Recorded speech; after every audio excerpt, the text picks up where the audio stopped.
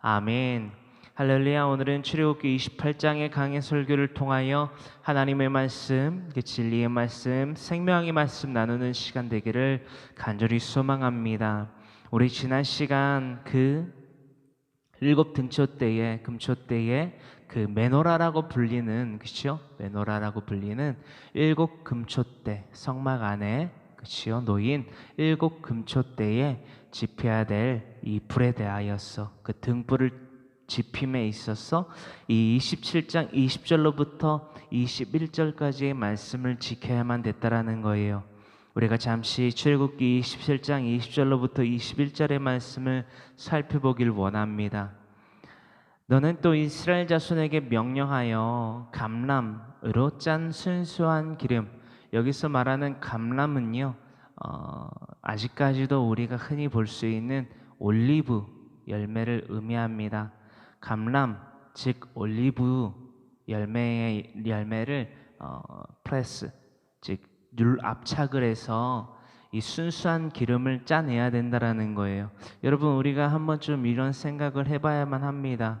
올리브 열매를 따서 그것을 즙을 내서 가장 순수한 기름, 그러니까 원액이지요. 오리지널 농축액, 그죠?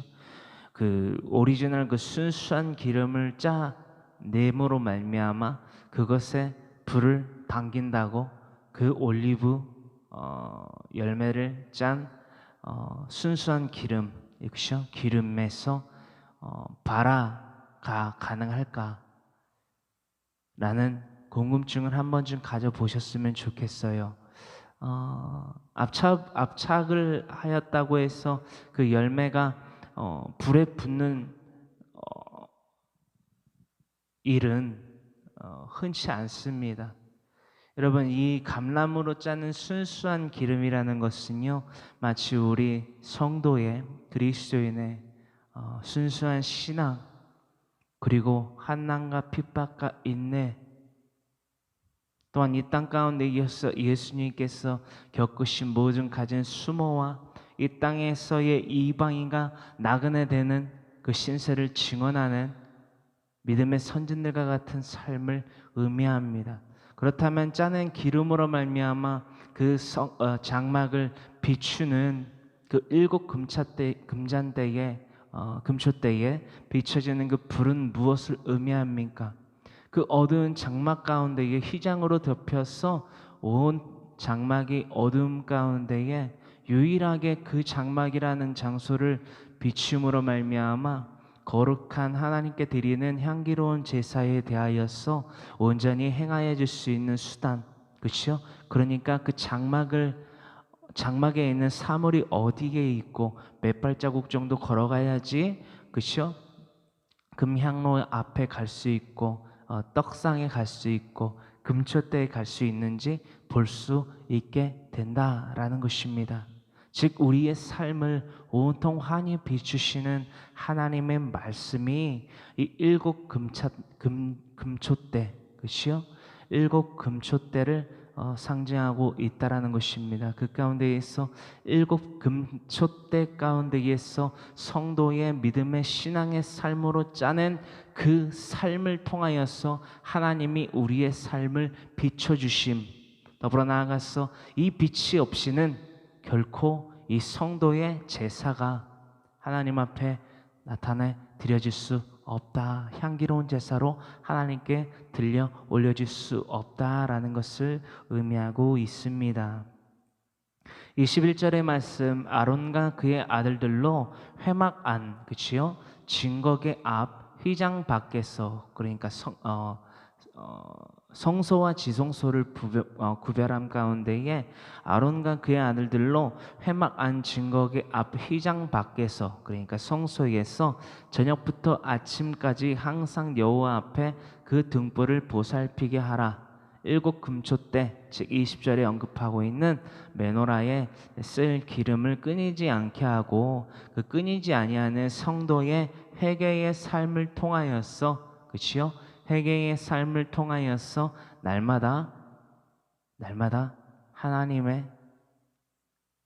그 말씀이 끊이지 않게 하라라는 메시지를 바로 21절에서 나타내고 있다라는 것입니다. 이러한 끊이지 아니하는 제사의 삶을 살아감에 있어서 이것을 단지 이스라엘 백성들뿐만이 아니라 이스라엘 백성들의 자손이 대대로 지킬 규례이니라라고 하나님께서 모세에게 말씀하십니다.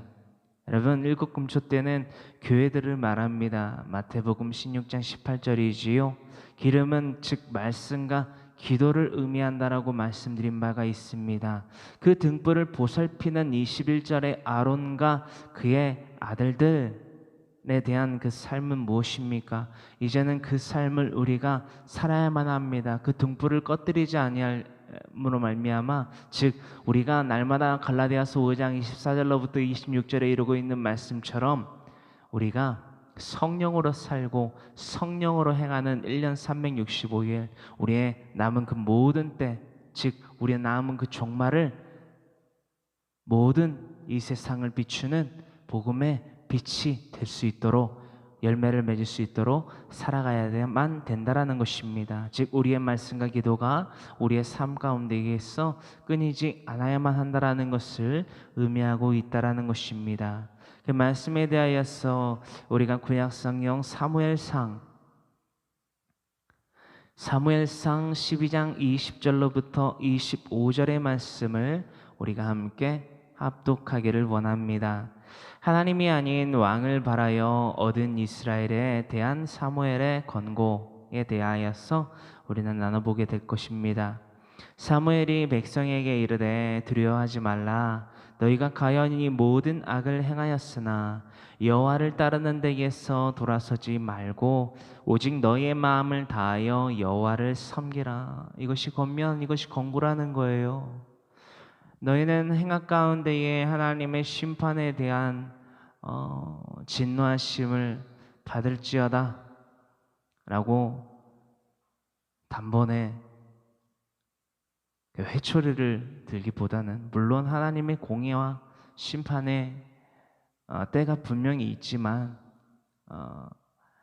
우리 그리스도인들의 삶 가운데에서는요, 이러한 권고도 이렇게 때로는 필요하다라는 것을 나타내고 있습니다.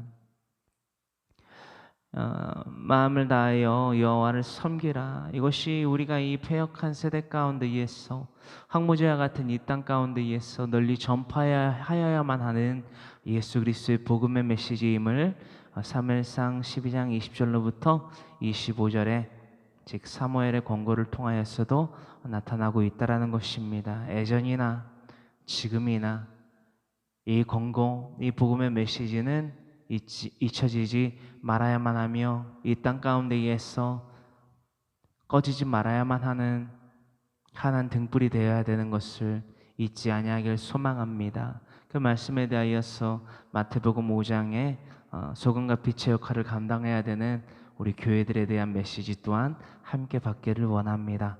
21절, 돌아서서 유익하게도 못하며 구원하지도 못하는 헛된 것을 따르지 말라. 그들은 헛되니라. 무엇이 헛되냐는 거예요.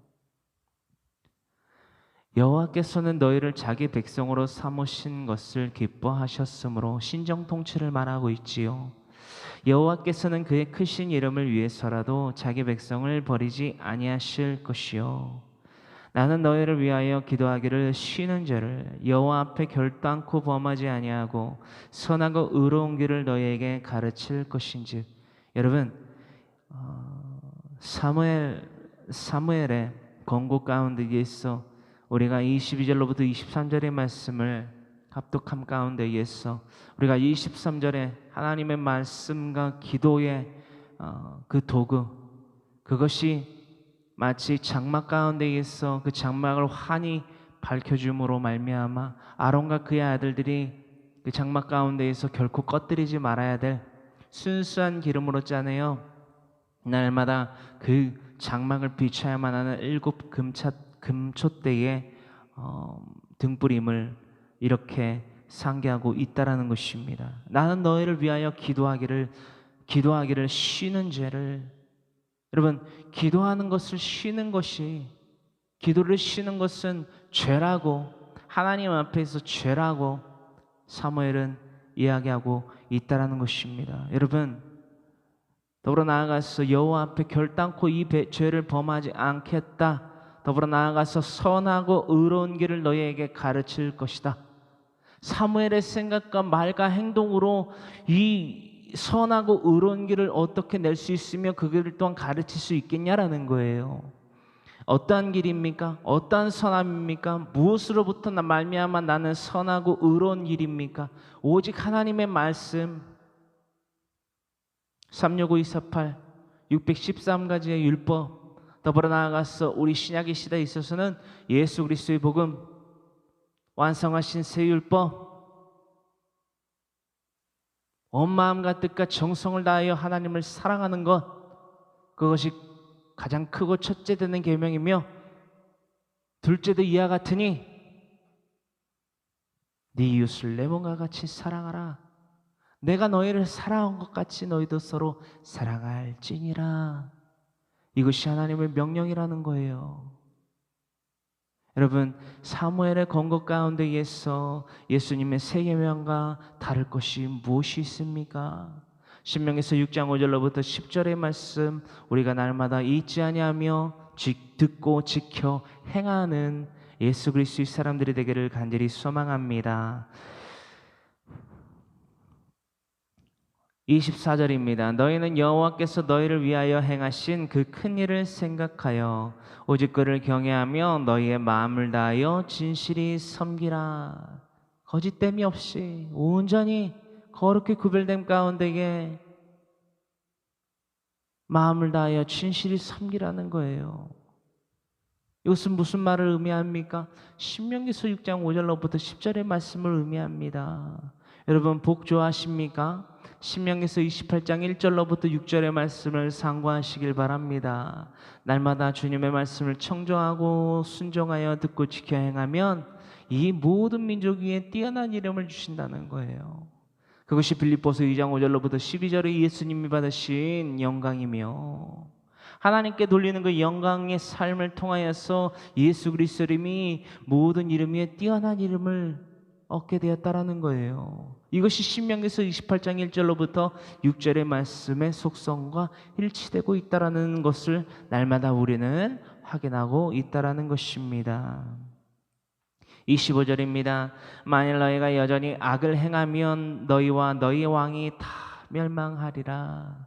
여러분, 하나님을 의지하지 않고요, 이 의지한다는 것이 무엇을 의미합니까? 우리가 계속해서 나누고 있습니다. 하나님의 말씀, 그 성경 66권을 우리의 삶 가운데에 우리 남편의, 아내의, 자녀들에게, 친지와 이웃과 모든 범사 가운데에 만나는 형제들, 이 땅 가운데에 모든 발을 딛고 살아가는 형제들, 그렇죠?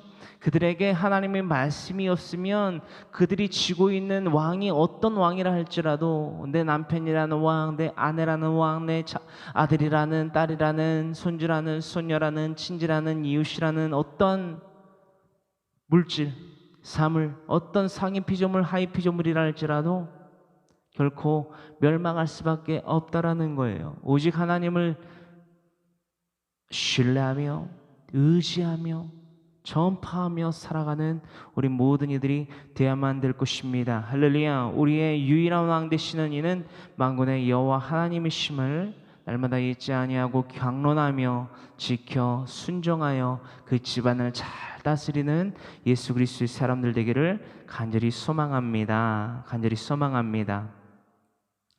우리 오늘 이 시간 계속해서 출애굽기서 28장의 말씀 우리가 함께 나누길 원합니다.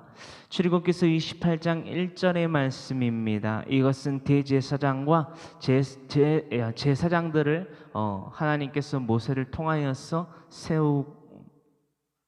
세우시는 장면을 기록한 것입니다. 출애굽기서 28장 1절의 말씀 함께 합독합니다. 너는, 즉 하나님께서 모세에게 이르십니다.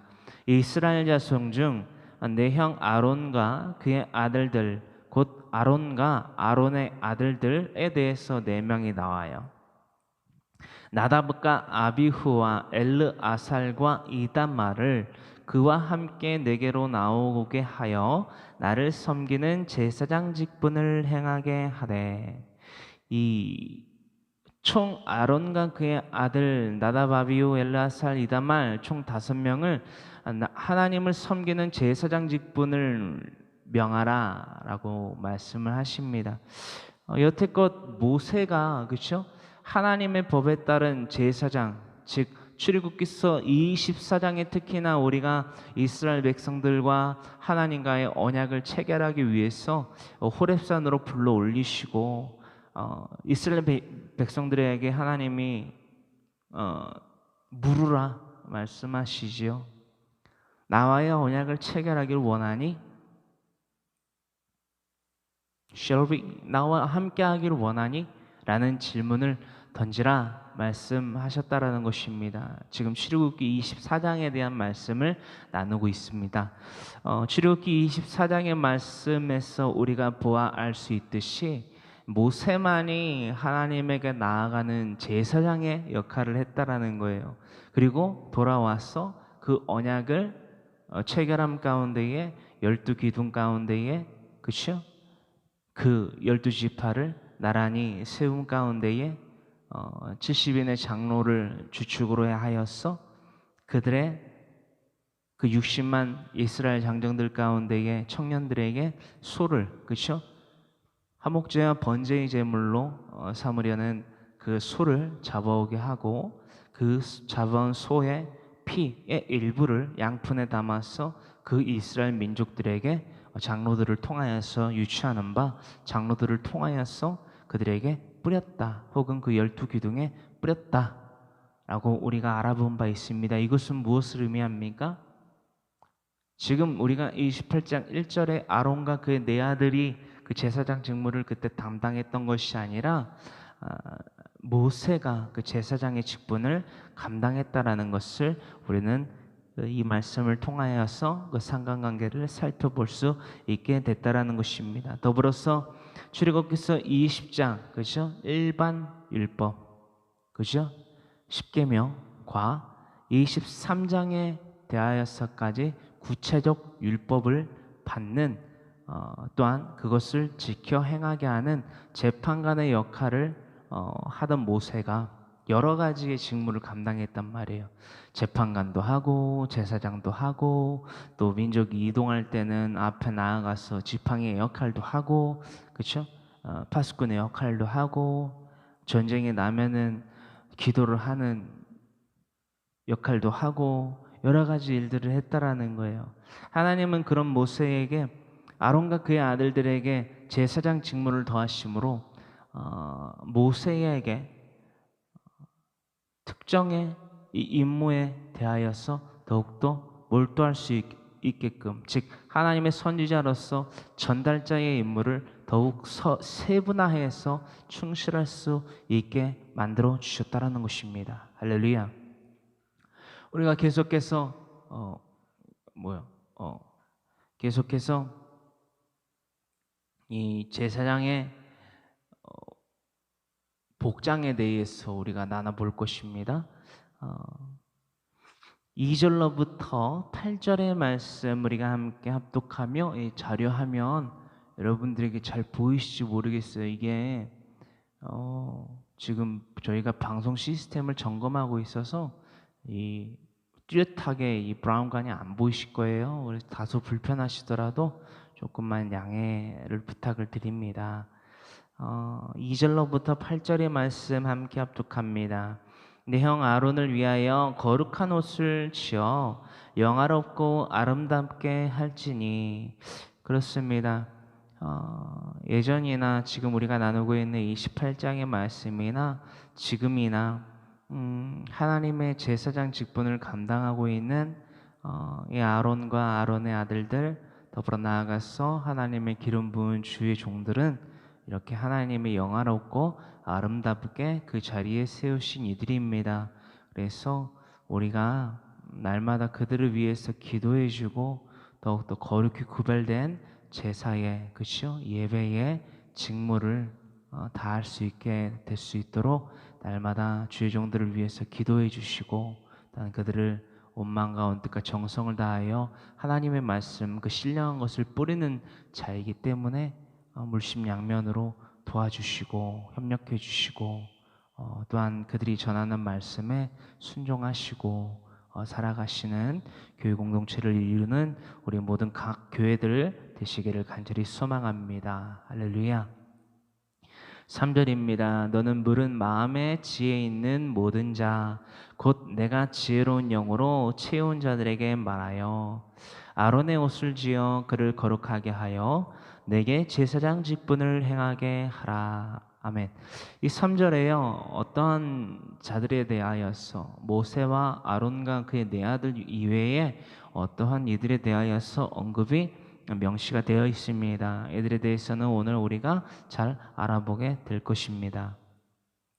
4절 그들이 지을 옷은 이러하니 곧 흉패와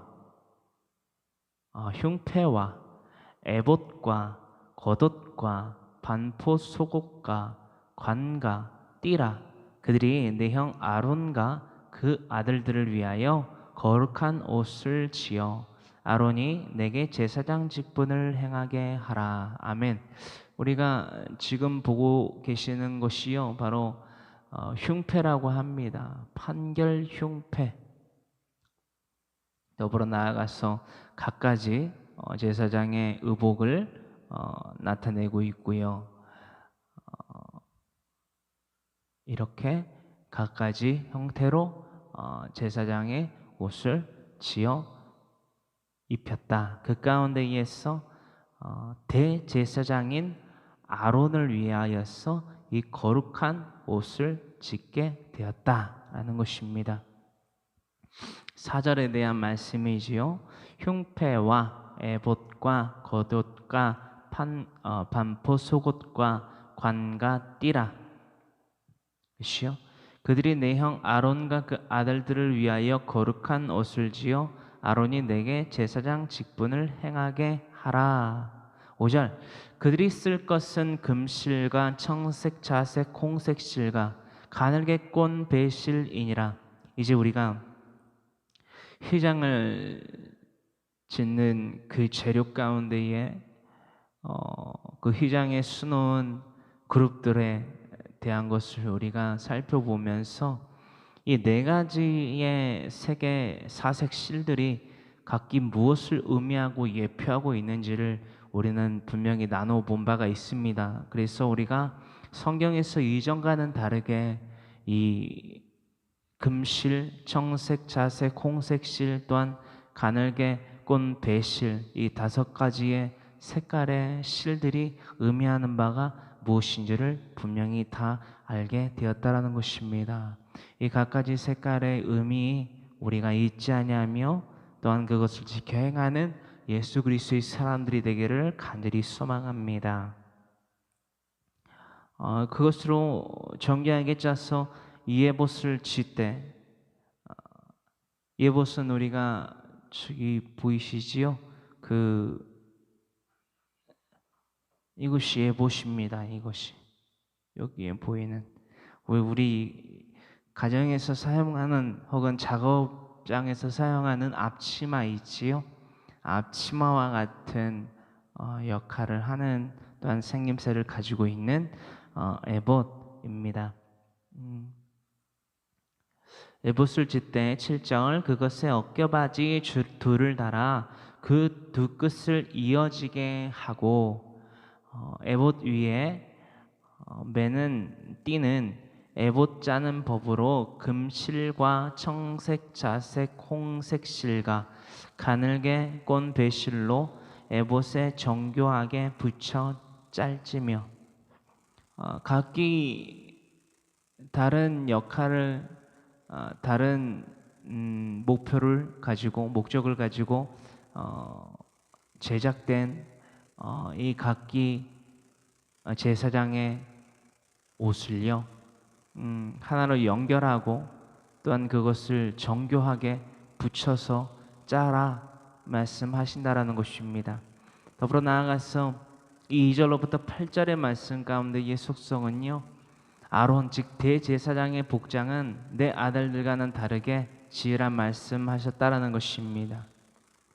그 복장을 통해 2절의 말씀과 같이 거룩한 이 옷을 통하여서 그들을 영화롭고 아름답게 하신다라는 것입니다. 복장이 어떻게 사람을 영화롭고 아름답게 하느냐? 어떠한 금색 옷으로 치장을 하고 어떠한 비단 옷감으로 이것은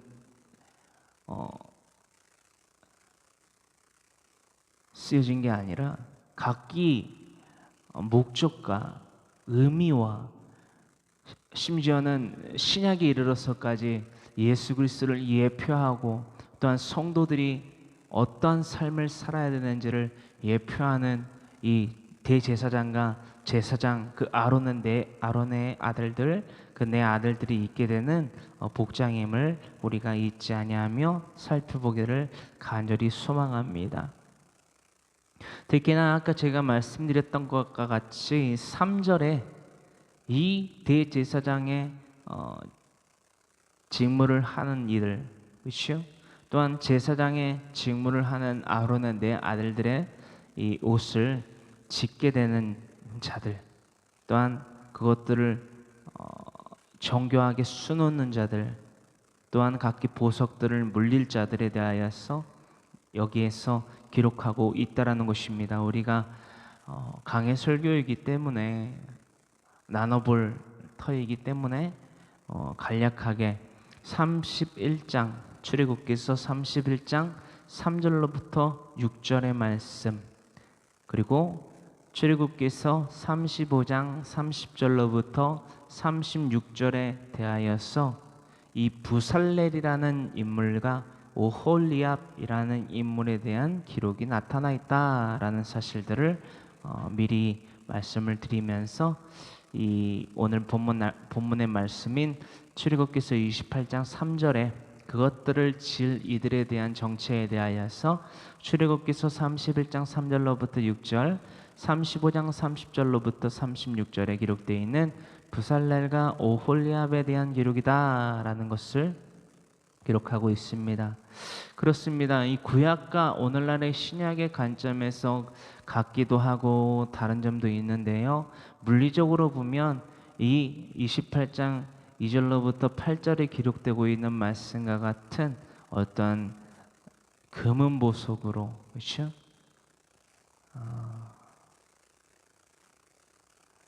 지어진 옷을 오늘날 우리는 입지 않습니다. 왜 그렇다면 이 구약의 제사장과 같은 직무 혹은 이 복장을 하고 살아가지 아니하는가에 대한 이유와 목적에 대해서 우리는 분명히 알아봐야만 됩니다. 이 말씀은 신약의 말씀이 아닌 구약의 말씀입니다.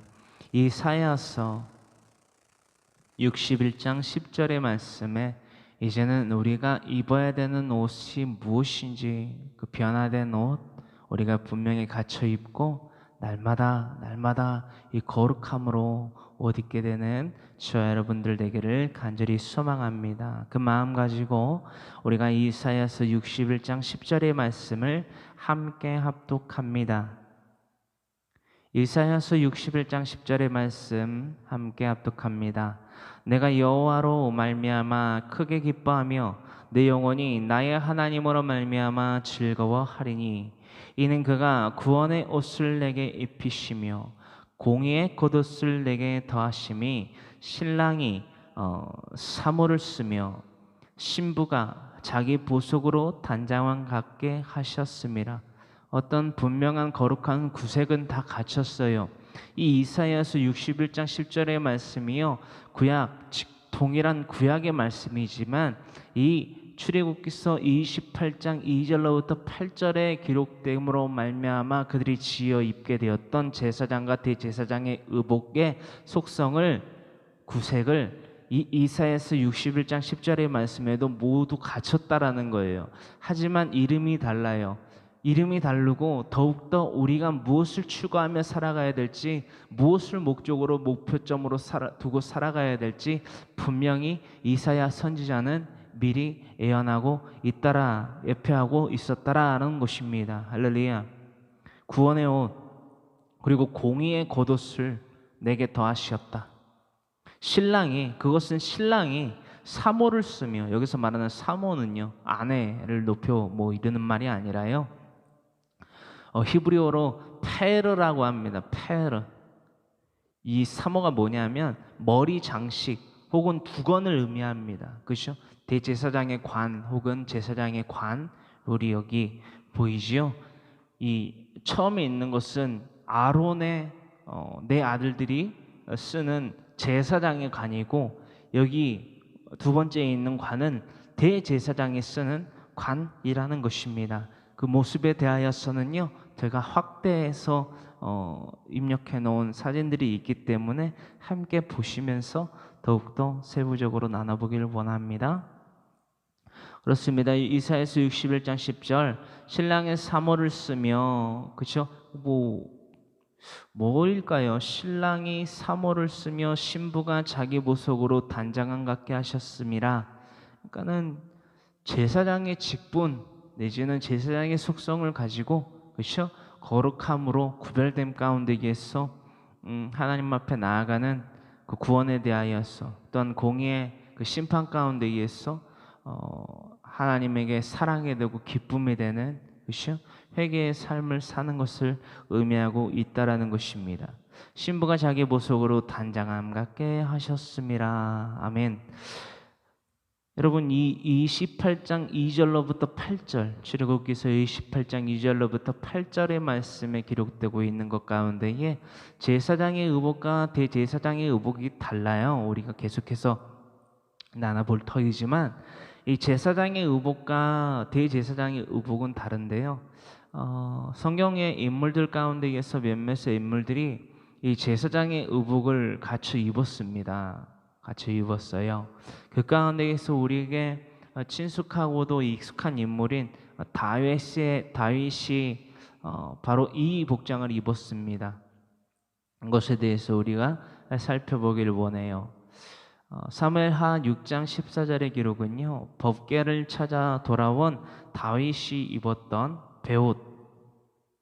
베에봇, 베옷이라고도 하는데 베에봇에 대한 기록입니다. 이것은 제사장의 복장이었음을 우리는 오늘 이 말씀들을 통해서 알 수 있고, 또한 다윗이 법궤를 찾아왔을 때에 기뻐 춤추며, 그렇죠? 궤를 찾아 돌아오는 그 모습 가운데에 입고 있던 것이 베옷이구나, 즉 제사장의 의복이었구나, 에봇이라고 하는 것이었구나라는 것을 알게 된다라는 것입니다. 사무엘하 6장 14절의 말씀입니다. 다윗이 여호와 앞에서 힘을 다하여 춤을 추는데 그때에 다윗이 베에봇을 입었더라. 아멘. 이것이 제사장의 의복임을 우리는 다시 한번 상기할 수 있다라는 것입니다. 출애굽기서 28장 9절로부터 12절의 말씀은요, 대제사장의 복장 가운데에 양 어깨바지에 새겨 붙인 이스라엘의 12지파 이름에 대한 기록입니다. 28장 9절로부터 12절의 말씀 우리가 함께 합독합니다. 호마노 2개를 가져다가 그 위에 이스라엘 아들들의 이름을 새기되. 아멘.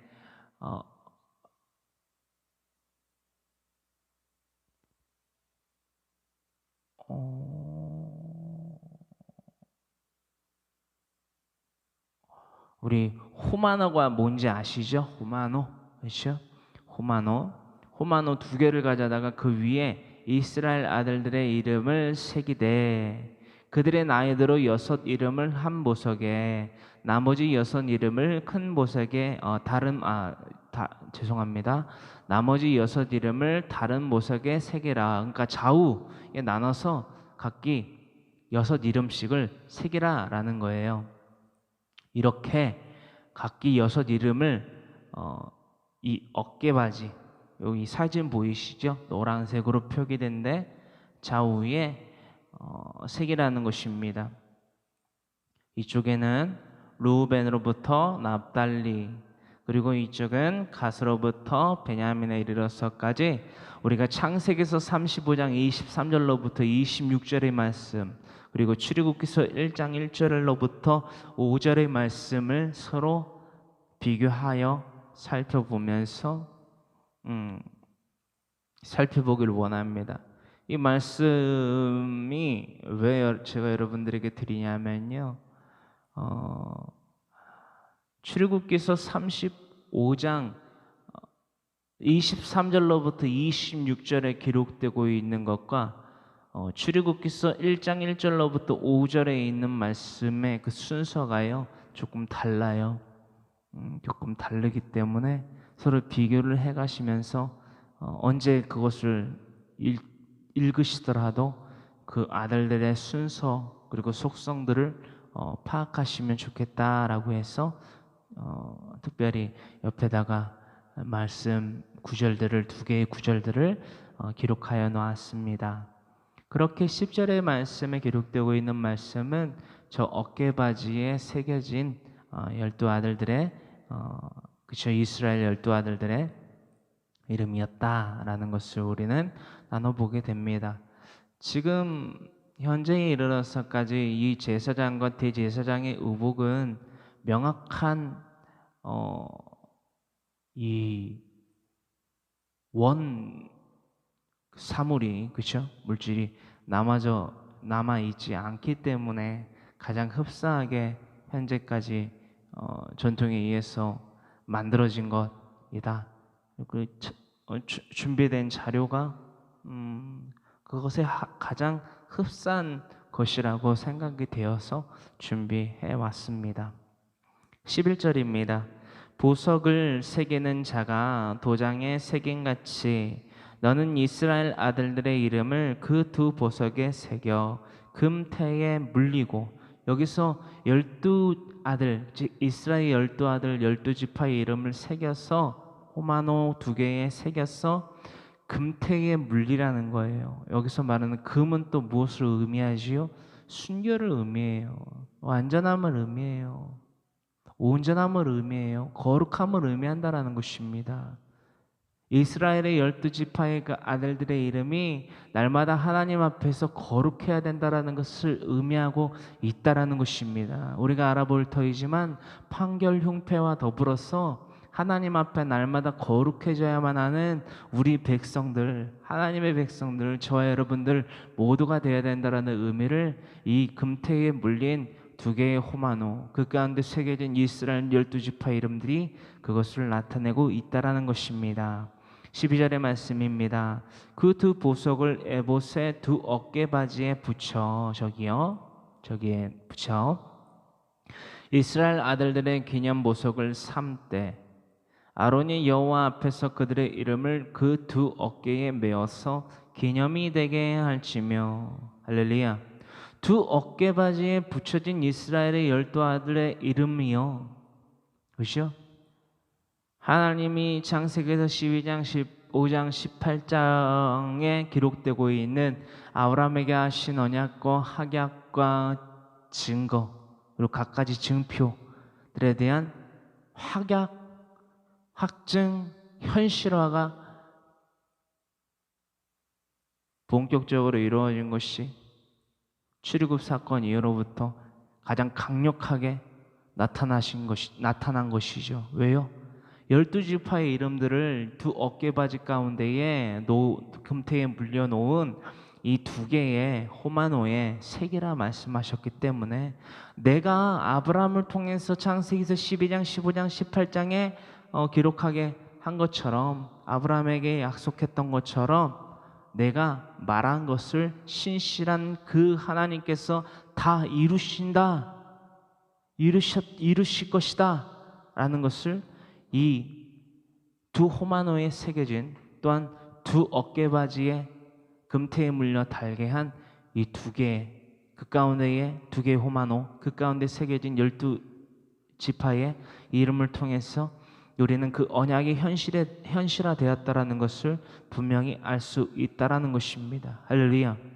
우리는 그러므로 신실하신, 즉 거짓이 없으신 하나님의 공의, 그죠? 언약의 체결이 뭐예요, 여러분?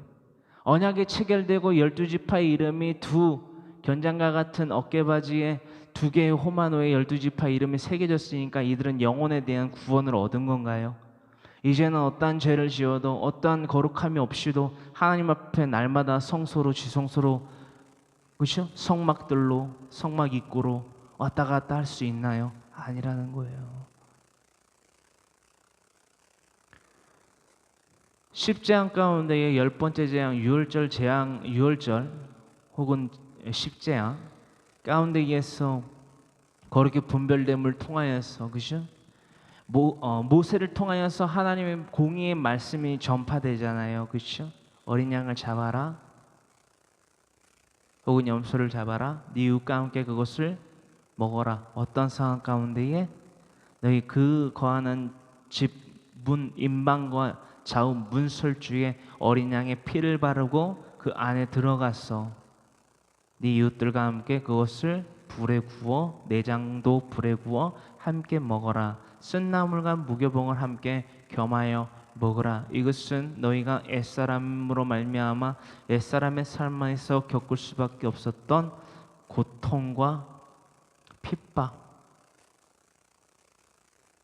우상 숭배에 노출되어 있는 그런 위험한 멸망에 달할 수 있는 삶에 봉착할 수밖에 없는 그 쓴나물과 같은 삶, 너희가 다시는 살지 않도록 주의하여 경계하여 너희의 거룩한 삶을 유지하라. 즉 일곱 금자대에 하나님의 말씀을 꺼뜨리지 아니한과 같이 날마다 하나님을 온 마음과 온 뜻과 정성을 다해서 섬기라라는 것이에요. 이것이 너희와 나의 언약의 체결이다라는 것입니다. 그것이 두 개의 호마나에 새겨진 12지파 아들들의 이름이라는 거예요. 그러므로 우리는 신실하신 하나님의 공의를 다시 한번 우리의 마음에 새겨야만 합니다. 저 두 개의 호마노에는 이스라엘 12지파의 아들들의 이름밖에 없잖아요. 그렇죠? 이제는 우리의 마음에 또한 하나님이 보시기에, 그렇죠? 아름다운 또한 사랑스러운 기쁨이 되는 우리 예수 그리스도의 자녀들이라는 이름을 새겨 놓아야만 된다라는 것입니다. 신명기서 7장 9절로부터 11절의 말씀을 함께 합독합니다. 신명기서 7장 9절로부터 11절의 말씀. 신실하신 하나님의 공의를 다시금 우리의 마음에 새기는 이 시간 되기를 간절히 소망합니다. 그런즉 너는 알라, 오직 내 하나님 여호와는 하나님이시요 신실하신 하나님이시라. 우리가 여호와라는 이름이 나오면 하나님의 이름 중에 하나인데요, 여호와는 무엇이지요? 특히나 출애굽 가운데에서 이스라엘 백성들이 맛본 여호와 하나님, 즉 능력의 하나님이라는 거예요. 애굽 땅 가운데에 수많은 우상의 신들이 있습니다. 거의 30개에 달하는 신이 있었지요. 그 신이 어떠한 능력을 발휘할 수 있었습니까? 십재앙이 일어난 가운데에 애굽의 그 죄의 족속들, 우상 숭배의 삶에 쩌들어 살아가던 그들을 건져낼 수 없었습니다. 그저 하나님이 치시면 치시는 대로, 그죠? 그 공의의 진멸한 가운데, 심판하신 가운데에 그들은 놓여질 수밖에 없었다라는 거예요. 하위 피조물로부터 상위 피조물, 즉 사람에 이르러서까지 장자지요. 장자뿐만이 아니지요. 사람에 대하여서 먼저 치신 것이 아니라 하위 피조물인 자연계 또한 동물계, 그렇죠? 자연, 생물계, 동물계를 통하여서 순차적으로 점진적으로 심판을 더하심으로 말미암아 그들이 깨달아야만 했던 것이 무엇입니까? 우리가 섬기는 우상의 그 숭배하는 그 신들은, 우상 신들은 소용이 없구나. 모세와 아론이 날마다 궁에 드나들면서 외치는 그 신 여호와 하나님을 내가 의지해야 되는구나. 이것을 바로와 그의 궁정의 신하들과 요술사들과 그 애굽의 백성들이 알았으면 얼마나 좋겠습니까? 우리는 그것과 더불어서 이것을 알게 됐지요. 하나님의 공의는 전파하는 것이다. 그들이 믿든지 아니 믿든지 그것은 그들과 하나님과의 개인의 관계라는 거예요. 우리는 우리의 직무를 다해야만 된다는 것을 에스겔서 3장 16절의 말씀으로부터 알아보아야만 됐습니다.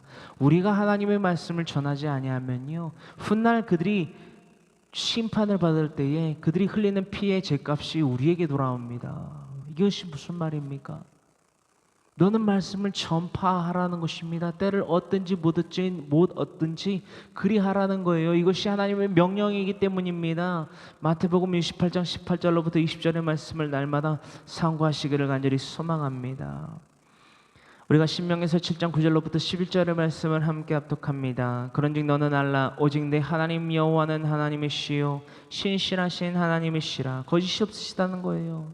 그를 사랑하고 그의 계명을 지키는 자에게는 천대까지 그의 언약을 이행하시며 인애를 베푸시되, 여러분 천대까지 하나님이 그의 언약을 이행하시며, 그죠? 이스라엘 민족들 가운데에 24장의 말씀을 통하여서 우리가 나눴듯이 모세를 통하여서 하나님이 이스라엘 백성들과 언약을 체결하시는 거예요. 이 언약은요, 그 한 대에만, 한 대를 100년으로 보거든요. 이 한 대에만 머무르지 않는다는 거예요. 무엇이죠? 이 하나님과의 체결한 언약을요, 365, 28, 613가지의 율법을, 하나님의 말씀을, 그렇죠? 신명기서 6장 5절로부터 10절의 말씀과 같이, 신명기서 28장 1절로부터 6절의 말씀과 같이 내 백성, 내 자녀, 내 가정에 속하는 하나님의 백성이 되어야만 하는 이들에게 날마다 강론하여 지켜 행하게 한다면 이 하나님의 언약이, 그렇죠?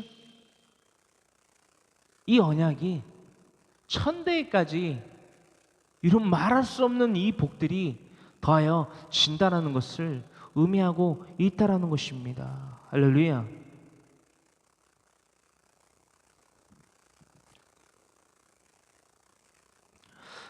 그 말씀에 대해서 우리가 함께 살펴봤지요. 23장의 말씀이잖아요. 그렇죠? 너무 많아서 23장 24절로부터 말미암아 기록된 이 하나님의 말씀 언약이에요. 내 사자가 네 앞에 앞서가서 너를 아모리 사람과 헷 사람과 브리스 사람과 가나안 사람과 히윗 사람과 여부스 사람에게로 인도하고 나는 그들을 끊을지니. 그러니까 대적할 자가 없다라는 거예요. 하나님의 백성들을 막아설 악인들이 없다라는 거예요. 여러분들, 믿음은 담대함입니다. 이 믿음을 어떻게 담대함으로 나타낼 수 있느냐? 하나님이 우리와 함께 하신다는 거예요. 하나님이 우리의 대적을 우리의 힘 없이 오로지 하나님의 힘으로써 그 대적들을 무찌르신다는 것입니다. 우리의 군대 장관이 되어주시고 우리의 대신 싸워주시는 우리의 군사가 되어주신다라는 거예요. 우리의 왕이 되어주신다라는 거예요. 능력이 되어주신다라는 거예요. 너는 그들의 신을 경배하지 말며 섬기지 말며 그들의 행위를 본받지 말고 그것들을 다 깨뜨리며 그들의 주상을 부수고. 이것이 우리의 삶 가운데에서 우리가 행해야 될 믿음의 삶입니다. 하나님께 대한 신뢰함을 나타내는 삶이에요. 우리의 집안 가운데에 우상이 있습니다. 내 남편이라는, 아내라는, 아들이라는, 딸이라는, 손주라는, 손녀라는, 부동산이라는, 내 친지라는, 이웃이라는, 나의 금이라는, 은이라는, 보석이라는. 우상이란 무엇을 의미합니까? 여러분, 하나님보다 더욱더 사랑하고 아끼는 것이 있다면 그것이 우상이에요. 왜지요? 로마서 1장 20절에 이루고 있는 말씀과 같이 하나님의 영원하신 능력과 신성으로 말미암아 이 땅 가운데의 모든 피조 만물이 드러났습니다. 그 이유가 무엇입니까? 이 땅 가운데의 모든 피조 만물을 이 땅 가운데 지으시고 더하신 이유가 뭐냐라는 거예요. 그것들을 통해서 하나님께 영광을 돌려야 되는데 그것들로 말미암아 우리가 우리의 만족과 유익을 위해서 자기의 우상을 만든다라는 것입니다. 그리고 그것도 섬겨요. 그리고 또 하나 가증한 행위가 무엇이냐? 하나님도 섬긴다라고 말하고 착각하며 살아간다라는 것입니다. 내 생각과 내 말과 내 행동을 의지하면서 동시에 하나님도 의지한다라는 거예요. 이것은 믿음이 아닙니다. 가증한 삶인 거예요. 멸망할 수밖에 없는 삶이라는 것입니다.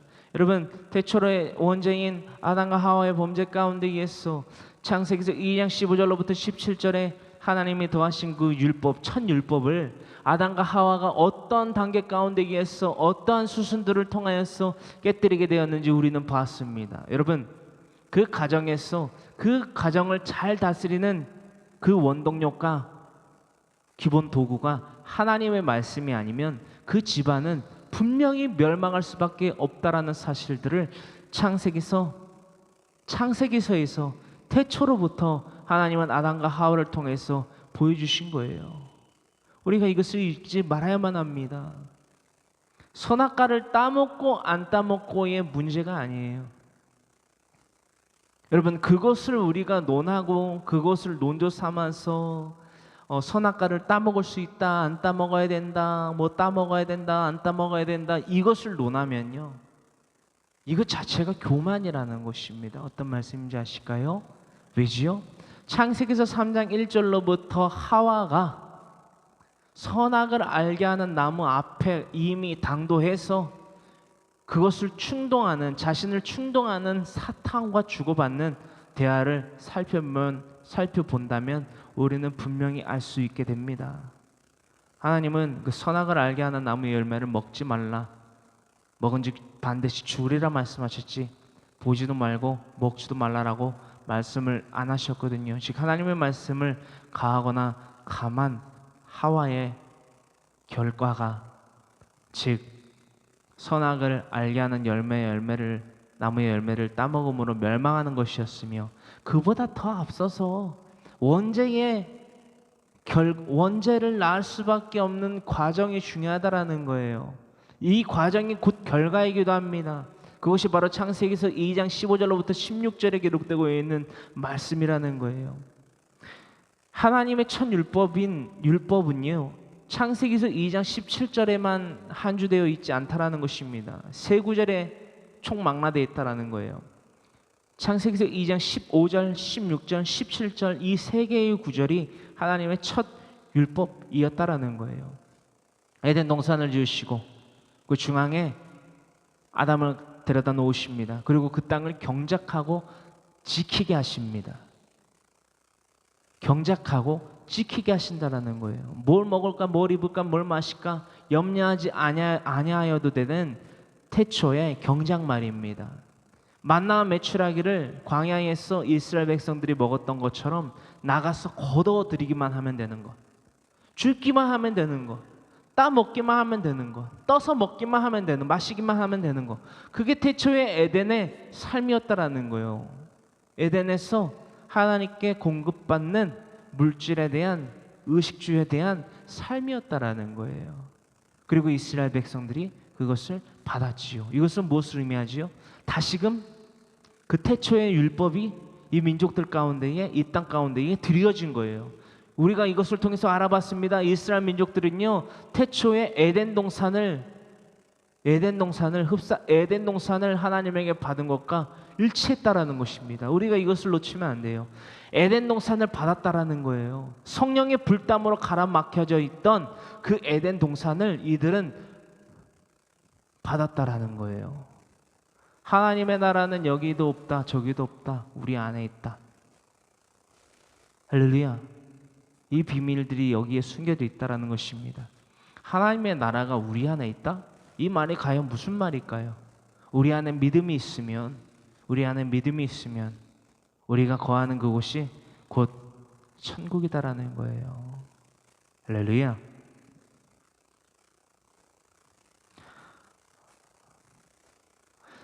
신명기서 7장 10절입니다. 그를 미워하는 자에게는 당장에 보응하여 멸하시나니 여호와는 자기를 미워하는 자에게 지체하지 아니하시고 당장에 그에게 보응하시느니라. 그런즉 너는 오늘 내가 내게 명하는 명령과 규례와 법들을 지켜 행할지니라.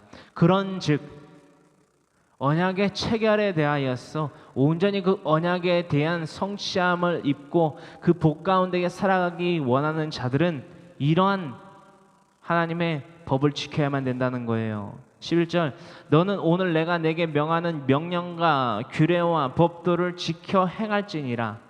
그러므로 말미암아 그것을 지켜 행한즉 너희에게 복이 있으리라 말씀하신다는 것입니다. 그 복이 뭐냐라는 거예요. 나누길 원합니다. 그러므로 신명기서 7장 11절의 말씀과 같이 그런즉 너는 오늘 내가 내게 명하는 명령과 규례와 법도를 지켜 행하면 이 출애굽기서 23장 25절로부터 이루고 있는 이 모든 하나님의 언약에 해당하는 이 복들을 우리가 받아 누릴 수 있다라는 것입니다. 할렐루야.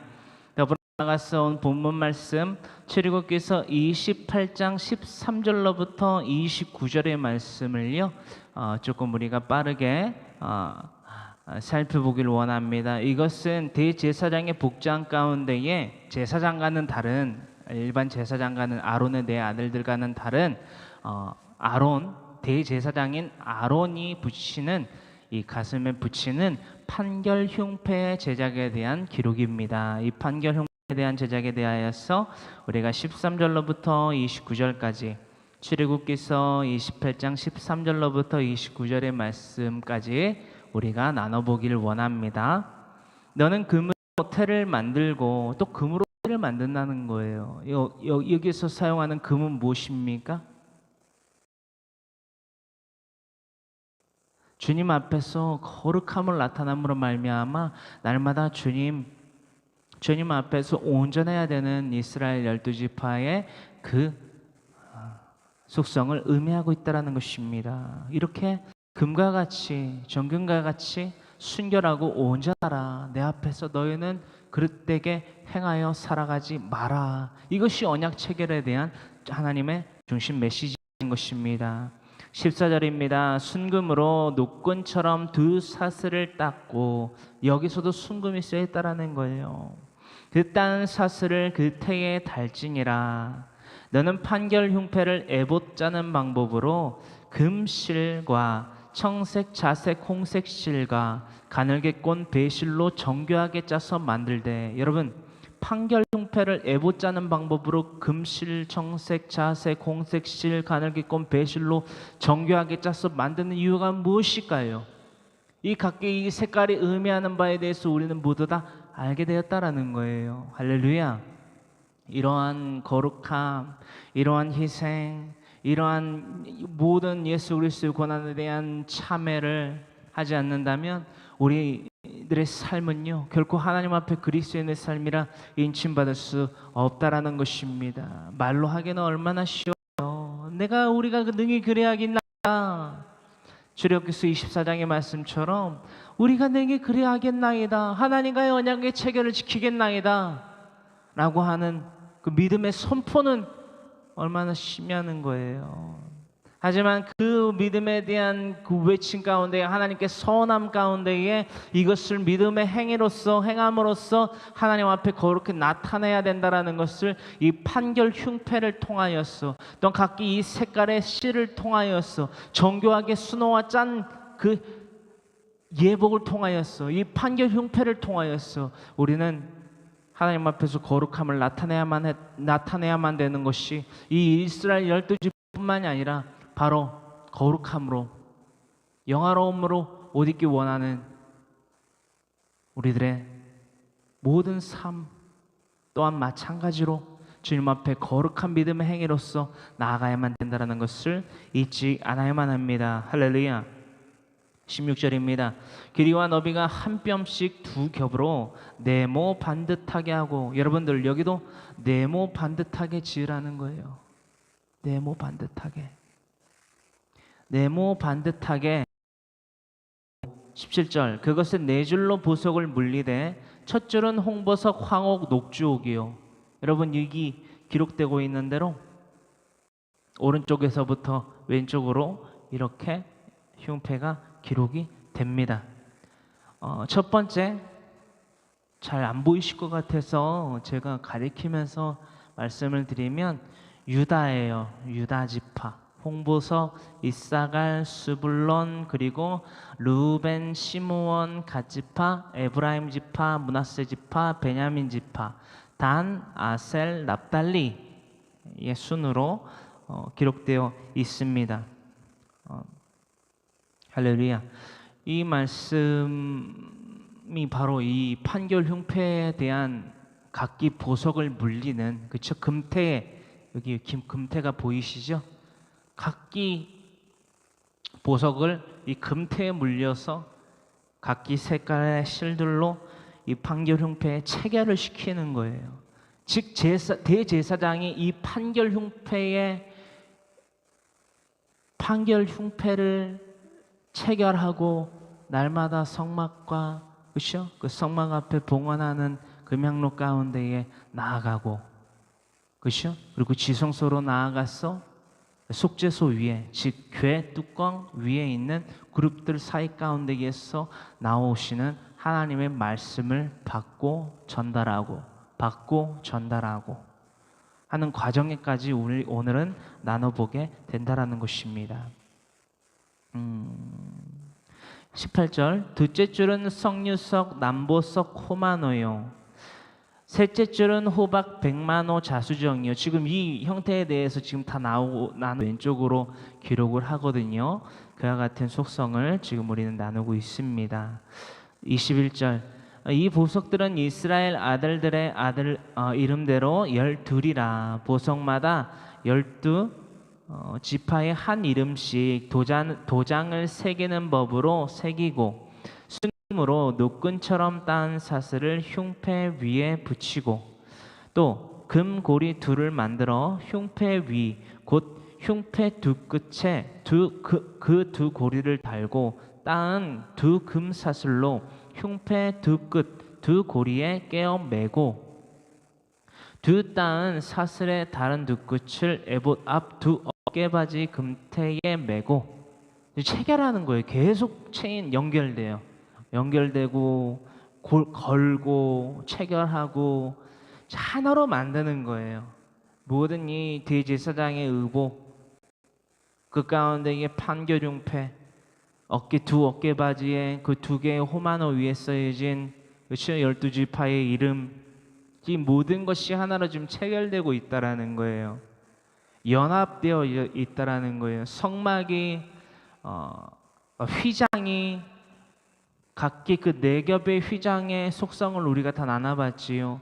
그리고 그 널판들과 각기 그 휘장과, 그렇죠? 성막 입구의 휘장과 성소와 지성소를 나누는 휘장과 나뉘고 또한 각기의 역할을 하나님 명령하신 대로 하지 아니하면 하나님과 이스라엘 민족들 간의 언약을 체결하고 날마다 하나님 앞에 거룩한 삶을 살기 위해서 날마다 번제 그 화목 제물로서 그 번제단에 바쳐진 것들을 하나님 앞에 향기로운 제사로 올려드리지 못하면 금향로를 통해서 하나님이 이 예배를 받지 못하신다라는 거예요. 즉 성막의 완성을 나타내지 못하면 하나님이 그 예배는 받지 않으신다. 우리는 계속해서 이것을 나누고 있습니다. 그 성막의 지음새와 성막, 그렇죠? 바깥들과 성막의 울타리, 각기의 규격과 각기의 목적과 속성을 띤 그 성막이 완성되지 못하면 하나님 앞에 그것은 다 무의미하고 그 무의미한 행위로 말미암아 무분별한 행위로 말미암아 거룩히 구별되지 못하는 행위로 말미암아 하나님과의 언약은 그 체결은 깨어지게 된다. 이것이 지금 오늘날 우리가 나누고 있는 대제사장과 그 직무를 돕는 제사장들이 입는 옷, 의복, 에봇에 대한 것들을 지금 나누고 있습니다. 우리는 여기서 알게 되지요. 에봇이, 그렇죠? 대제사장의 의복이 혹은 제사장의 의복이 혹은 번제단에서 드려지는 그 제사의 제물이 온전히 하나님 앞에 드려지기 위해서는요, 이 삶이 있어야 된다라는 거예요. 삶이. 하나님 앞에 거룩히 구별된 삶이 없이 아무리 천천의 소와 양과 어떤 피의 제사를 드린다고 한들 그 삶은 하나님이 결코 받지 않으신다. 심지어는 그것이 제사장을 통하여서, 즉 대제사장을 통하여서 하나님 앞에 드려져야 되는데 그것에서조차 하나님 앞에 거룩함을 나타내지 아니하면 이 언약의 체결은 파기된다라는 것을 우리는 살펴보게 될 것입니다. 23절, 또 금고리 둘을 만들어 흉패 위에 곧 흉패 두 끝에 그 두 고리를 달고 따은 두 금사슬로 흉패 두 끝 두 고리에 깨어 매고 두 딴 살의 다른 두 끝을 에봇 앞 두 어깨바지 금태기에 매고 또 금고리 둘을 만들어 흉패 아래 양쪽 안쪽 곧 예봇에 닿은 곳에 달고 또 금고리 둘을 만들어 계속 고리를 만들어요. 그렇죠? 장막에서 우리가 나눴던 것처럼 계속 고리, 갈고리, 금갈고리, 녹갈고리, 그렇죠? 이런 금갈고리, 그렇죠? 청고 이런 것들을 계속해서 만듭니다. 울타리를 지을 때도 마찬가지예요. 기둥을 세우고요. 그 기둥에 은받침과 높받침, 그렇죠? 은으로 만든, 즉 예수님의 그 순결하심을, 온전하심을 상징하는 그 은으로 된 줄을 매달아서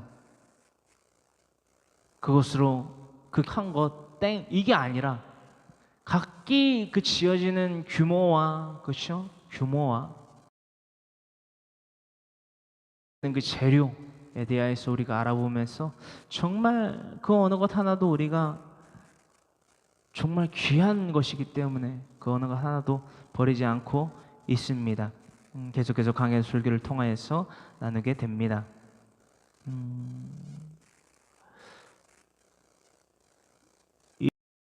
또 금고리 둘을 만들어 예보다 두 어깨바지 아래 매는 자리에 가까운 쪽 곧 정교하게 짠 띠쪽에 달고 청색끈으로 흉패고리와 에봇 고리에 깨어 흉패로 정교하게 짠 에봇띠 위에 붙여 떨어지지 않게 하라. 아론이 성소에 들어갈 때에는 이스라엘 아들들의 이름을 기록 판결 흉패를 가슴에 붙여, 그렇죠? 이 판결 흉패를요 대제사장인 아론이, 그렇죠? 성막으로 들어갈 때에 이 이스라엘 12지파의 이름들을 모두 가지고 들어가라. 금태에 물린 이 부속들을 가지고 12지파에, 즉 정결하게, 순결하게, 온전하게 하나님 앞에 살아가고 있는지를 날마다 점검하라는 거예요.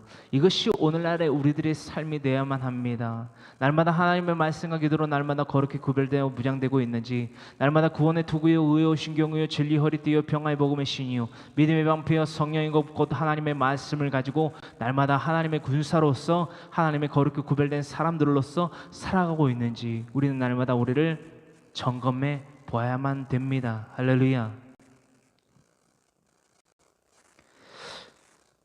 여러분 29절에 여호와 앞에 영원한 기념을 삼는단 말입니까? 여러분 우리가 잊지 말아야만 합니다. 휘장, 널판, 장막, 번제단, 그 번제단에 쓰이는 각기 그 기구, 그렇죠? 성막 울타리, 대제사장, 제사장의 의복, 어깨바지에 달린 12지파의 그 이름, 그렇죠?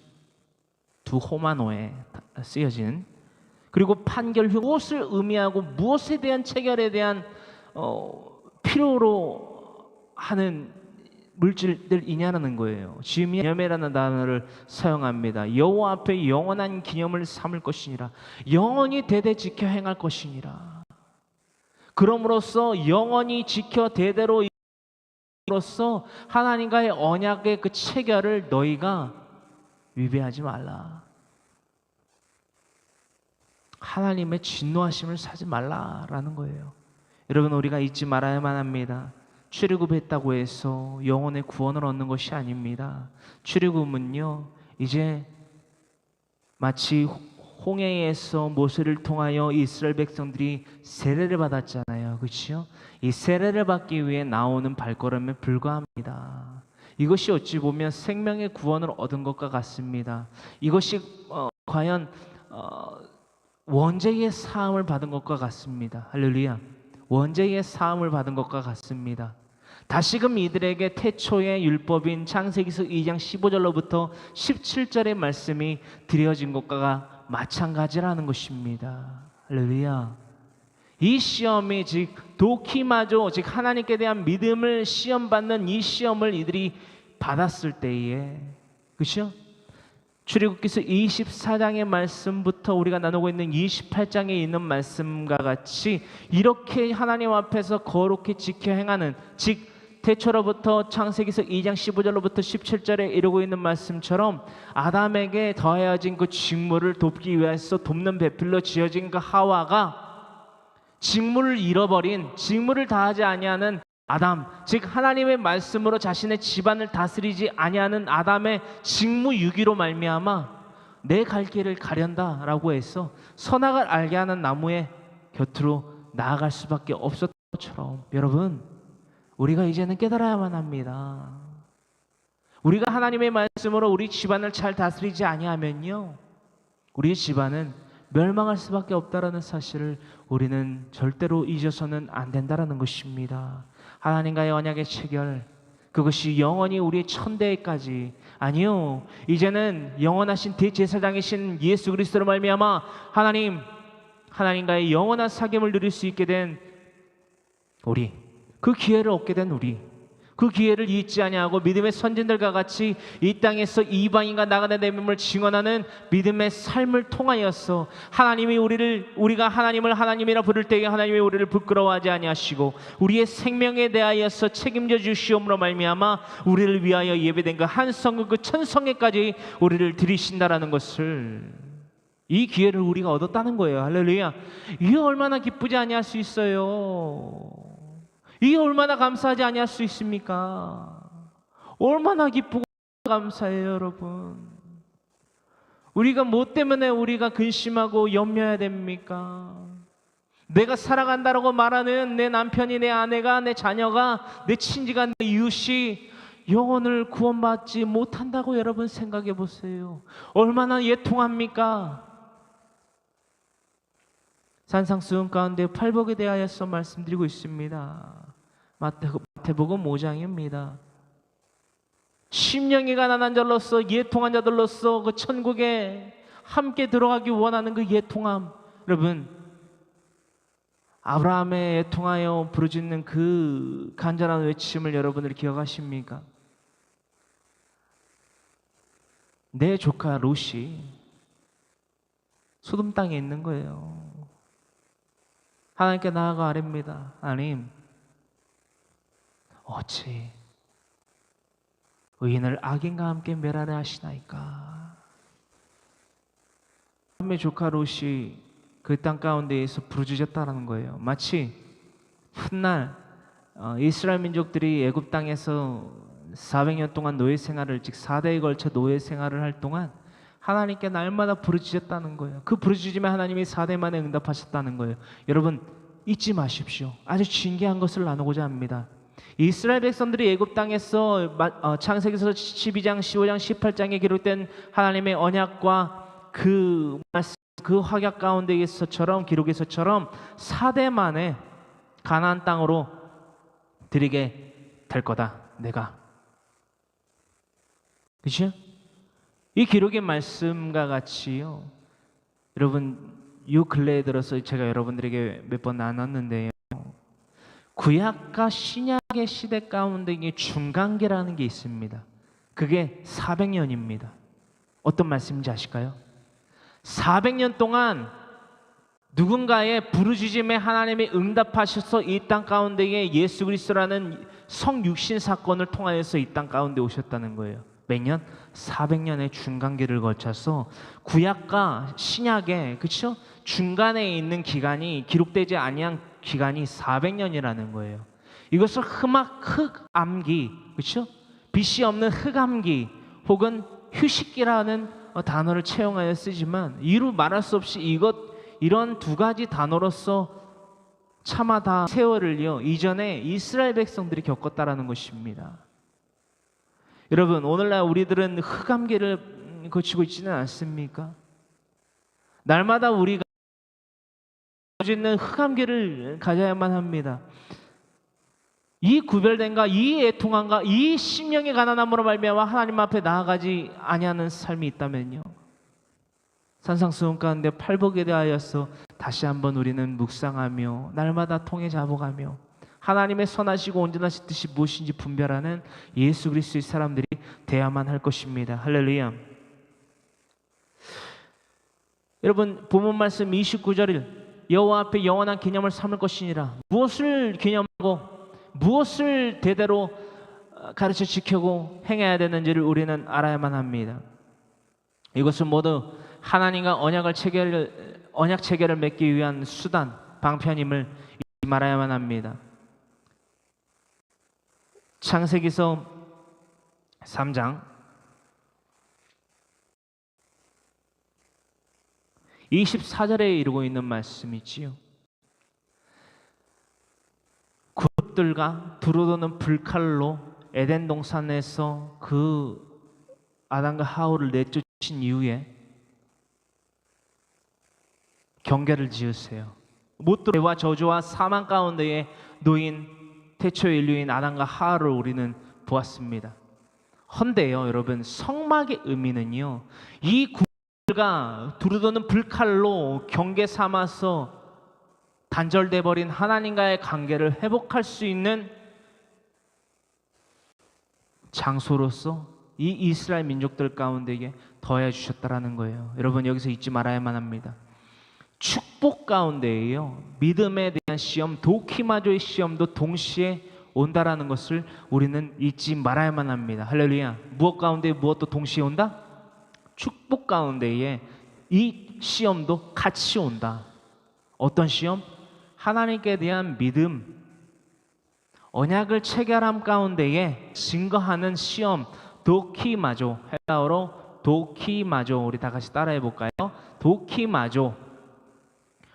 참 여기 앞에서 여러분들과 함께 보면서 여러분들의 소리도 함께 들어가면서 으쌰으쌰 하면서 하나님 말씀 전하면 너무 좋은데, 우리가 코로나19 때문에 우리가 인터넷을 통하여서 이렇게 나누고 있는 시간 나지만 정말 이 시간마저도, 이 장소마저도 너무 감사해요. 감사하고 날마다 이 감사한 시간들, 기쁨의 시간들 많은 이들과 누리게 되기를 간절히 소망합니다. 여러분, 출애굽기서 24장 3절의 말씀 여러분들 잊지 마셔야 됩니다. 여러분, 잊지 마셔야 돼요. 말은 쉽습니다. 말은 쉬워요. 하지만 행하는 믿음은 너무나 쉽습니다. 왜냐하면 하나님의 여호와, 즉 능력의 엘샤다이, 넉넉히 베푸시는 하나님인 것을 우리가 믿고 의지하고 신뢰한다면 믿음을 증거하는 삶은요, 너무나 기쁨입니다. 너무나 감사함이에요. 날마다 웃을 수 있습니다. 할렐루야. 이것을 너무나 제가 늦게 깨달은 것은 아닌가, 날마다 하나님 앞에 기도하고 있습니다. 우리 어머니가, 아버지가, 우리 또 누이들이 이 말씀을, 이 진리를 정말 깨닫고 하나님 안에서 참 평강을 누리고 참 화평을 누리고 믿음의 삶을 참 살았으면 좋았으련만. 그거 우리 부모님들이, 우리 아버지와 어머니가 생전에 그러셨으면 참 좋았으련만. 그러지 못했던 것이 참 안타깝고, 그럼으로써 여러분들에게 이 신령한 것을 뿌리는 것에 대한 도전을 크게 받습니다. 제가 주의 종으로서 하나님 앞에 순종하는 길이 무엇인가라는 생각을 해봤어요. 오로지 하나였습니다. 하나님의 말씀을 가하지도 감하지도 아니하여 전파하는 것. 그게 바로 말씀은 강론함이라는 것입니다. 그래서 하나님의 대한 말씀에 제가 먼저 전제물로서 뿌려주고, 또한 여러분들이 전제물과 같은 삶을 통하여서 저를 본받아 예수 그리스도와 함께 살아가게 되시기를 간절히 소망합니다. 우리는 이것을 잊지 말아야만 합니다. 출애굽기서 24장 3절의 말씀입니다. 출애굽기서 24장 3절의 말씀입니다. 모세가 와서 여호와의 모든 말씀과 그의 모든 율례를 백성에게 전하며 365 248 613가지를 의미하고 있습니다. 법, 즉 출애굽기 20장에서 받은 10계명이 일반적 율법이고요. 그 밖에 23장까지 받은 율법이 바로 일반적 율법이라는 것입니다. 이것을 여호와께서 말씀하신 모든 것이라, 출애굽기서 24장 3절에 여호와께서 말씀하신 모든 것을 함축하는 것이 바로 일반적 율법 10계명과 구체적 율법, 그렇죠? 생활규범. 다시 한번 말씀드립니다. 이것들을 우리가 준행하리이다라고 이스라엘 백성들이 그 하나님의 그 율법을 전하며 이것을 너희가 지켜 행하겠느냐, 나와의 언약을 체결하겠느냐 라는 물음 가운데에 이들이 능히 이렇게 대답했다라는 거예요. 한 소리로 응답하여 이르되 여호와께서 말씀하신 모든 것을 우리가 준행하리이다. 신약에 이르러서는 이 관점이요, 날마다 성령으로 살고 성령으로 행하겠습니다 라는 말과 진비 없다라는 거예요. 마태복음 16장 18절에 너는 베드로라, 내가 이 반석에 내 교회를 세우니 음부의 권세가 이기지 못하리라, 즉 교회가 되겠습니다 라고 하는 말과 똑같다라는 거예요. 그런데 문제는 뭐냐면, 교회가 되겠습니다, 성령의 사람이 되겠습니다 라고 말하는 것은 쉬운데 어떻게 성령의 사람이 되고 어떻게 교회가 되는지를 우리가 적으로 행하지 않는다라는 거예요. 논조는 이것이 되어야만 되겠지요. 어떻게 우리가 교회가 될 수 있는가? 무엇으로?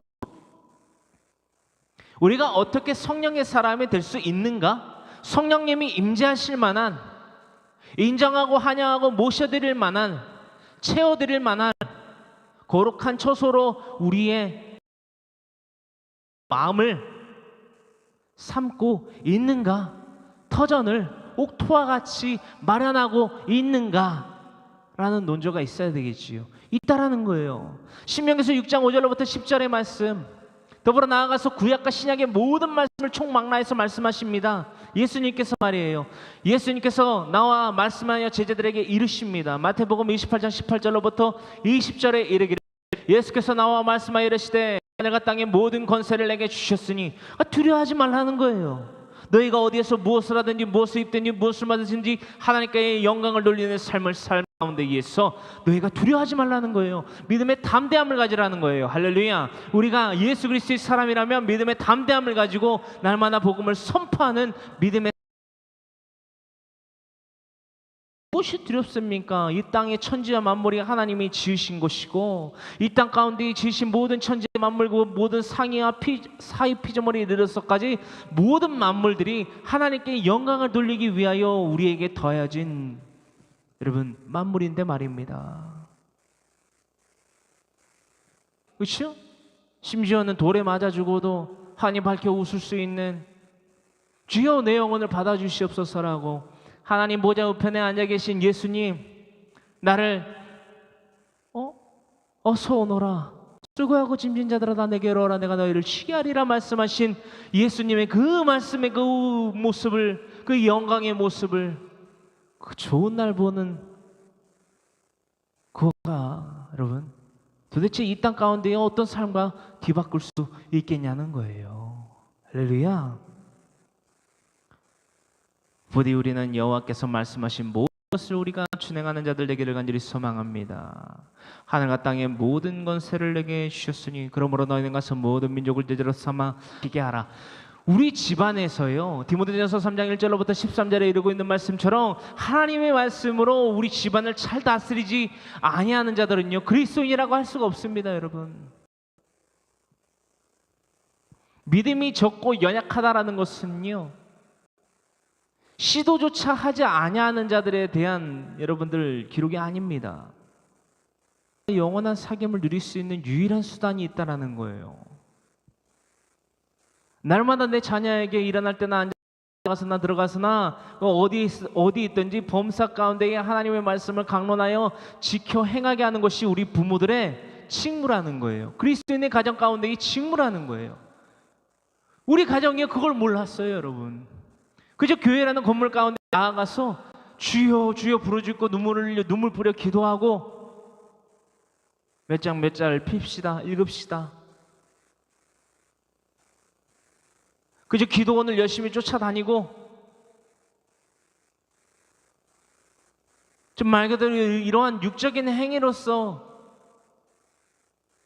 중심 없는 이런 쭉정이와 같은 삶을 통해서 하나님을 믿을 수 있을 거라고 생각했습니다. 하지만요, 믿음은 열매로 나타납니다. 우리의 삶 가운데 열매로 나타나요. 할렐루야.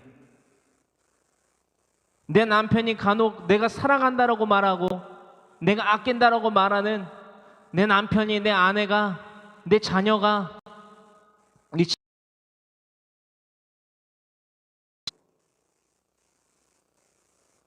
여러분들 잘 한번 생각해 보시기 바랍니다.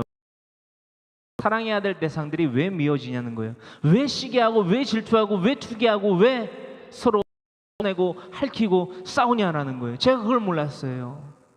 어렸을 때부터 저희 누이들과 상당히 많이 싸웠거든요. 애기였을 때부터. 커서는 부모님들과 그렇게 싸웠어요. 근데 이유를 몰랐어요. 그냥 아웅다웅하면서 살아가면 이게 사랑이다라고 생각을 했어요. 여러분들 이 말씀에 공감하시는 분들도 있고 안 그러시는 분들도 있을 거예요. 하지만 예외는 없어요. 혹은 누군가는 이렇게 얘기를 해요. 부부 사이에 너무 안 싸워도 문제다. 그 말은요, 그리스도인의 입에서 결코는 나와서는 안 될 말입니다. 그 중심에 하나님의 말씀이 있고 그 집안에 하나님의 말씀이 없다라는 것을 스스로 나타내는 증거예요. 부끄러워야 되는 것입니다. 하나님의 말씀에 순종하지 않고 살아가는 그 삶을 그냥 버젓이 그냥 자랑스럽게 자연스럽게 얘기하고 있는 상황들을 보게 됩니다. 그거는 세상의 기준이에요. 여러분, 왜 내가 사랑한다라고 하는 남편과 아내와 자녀들에게, 친지와 이웃과 형제들에게 화가 나는 줄 아십니까? 여러분들, 이거를 우리가 분명히 알아야 돼요. 왜 내가 사랑한다라고 말하는 이 대상들에게 화가 나는 줄 아세요? 심지어는 왜 막 뭐라 그러죠? 안 달래는 줄 아세요, 여러분? 내 생각과 내 말과 내 행함의 기준대로 이 사람이 따라주지 않고 이 사람이 커지지 않고 이 사람이 자라나지 않는 것을 때에 나는 가만히 있지를 못하더라고요. 이게 사람이더라고요, 여러분. 이 말씀을 여러분들 잘 이해하시길 바랍니다. 우리가 이 어떤 한 대상에 밉고 이 대상에 대해서 시기심이 나고 질투심이 나고 막 분노가 나고 마태복음 5장 산상수훈 그 팔복 가운데 예수처럼 이들을 향해서 애통한 마음이 없는 이유가 뭐냐면요, 하나님의 말씀이 내 안에, 내 가정에, 내 부모에, 내 형제에 중심이 없더라고요. 각기 기준과 각기 본능대로 살아갈 때에 나타나는 것이 비일비재하더라고요. 시기와 질투와 폭력과 폭언과 상처와 시기와 당을 짓고 서로를 사랑하고 보듬어 주기보다는 변호하기에 앞서고 스스로의 입장을, 여러분, 우리가 이것을 분명히 깨달아야만 합니다. 그 깨달음이 없이는요, 하나님의 말씀이 나와 내 가정 가운데에 다스리는 원천의 중심의 도구가 되어야만 되는구나. 믿음이 적고 연약하다라는 것은요, 그 하나님의 말씀을 얼마만큼 강론하고 얼마만큼 중심으로 삼느냐 안 삼느냐의 문제지, 여러분, 믿음을 갖고 안 갖고의 문제가 아니라는 것입니다. 오늘날 우리가 이것들을 분명히 살펴보기를 원해요. 바로 이것을 통해서 말입니다. 출애굽기서 28장 30절의 말씀입니다. 이것은 대제사장의 복장 가운데에 우림과 둠밈, 즉 넣어서 하나님 앞에 나아갈 때에 항상 이것을 체결함 가운데에 나아가야 했던 이것들을 통해서 우리는 우리의 삶 가운데에서 얼마나 하나님의 말씀이 중심이 되고 나타내야 되고 가르쳐 지켜 행해야 되는 믿음의 중인지 우리가 나눠보기를 원합니다. 30절입니다. 너는 우림과 둠밈을 판결 흉패 안에 넣어 아론이 여호와 앞에 들어갈 때에 그의 가슴에 붙이게 하라. 아론은 여호와 앞에서 이스라엘 자손의 흉패를 항상 그의 가슴에 붙일지니라. 아멘. 아론 대제사장이 여호와 앞에 들어갈 때에 그의 가슴에 붙이게 하라는 거예요. 아론은 여호와 앞에서 이스라엘 자손의 흉패를 항상 그의 가슴에 붙일지니라. 우림 히어로 우르, 즉 불꽃이라는 것이 바로 우르거든요. 우르. 갈대아 우르 할 때 우르 있잖아요. 우르. 우르는 불꽃을 의미합니다. 근데 이 우림은요, 이 우르의 복수형으로서 나타나는 것입니다. 우림은 빛이라는 의미를 나타내고 있습니다. 그래서 불꽃의 즉 우르의 복수형인 우림은 둠밈은 하나님의 완전함 또한 무결함, 성실함을 의미하고 있다라는 것입니다. 여러분 첫째 날로부터 여섯째 날까지 하나님이 주신 그 소산, 그렇죠? 만나 메추라기를 거둬들이고 그것을 거둬들이고 섭취함을 통하여서 무엇을 나타내야 됐죠? 거룩과 성실을 이스라엘 민족들은 나타내야만 했습니다. 그것은요, 일곱째 날의 그 안식일의 규례에 대하여서 더욱더 그 모든 1년 365일이 하나님께 드려지는 영적 예배의 삶이 되어야 함임을 예표하고 있다라는 것입니다. 그것이 오늘날 신약의 시대에 이르러서까지 로마서 12장 1절로부터 2절 우리가 드릴 영적 예배에 대한 예표를 이 구약에서 장막 생활을 하던, 그렇죠? 이 이스라엘 백성에게서부터 말미암아 시작됐다라는 것을 우리는 계속해서 알아보고 있습니다.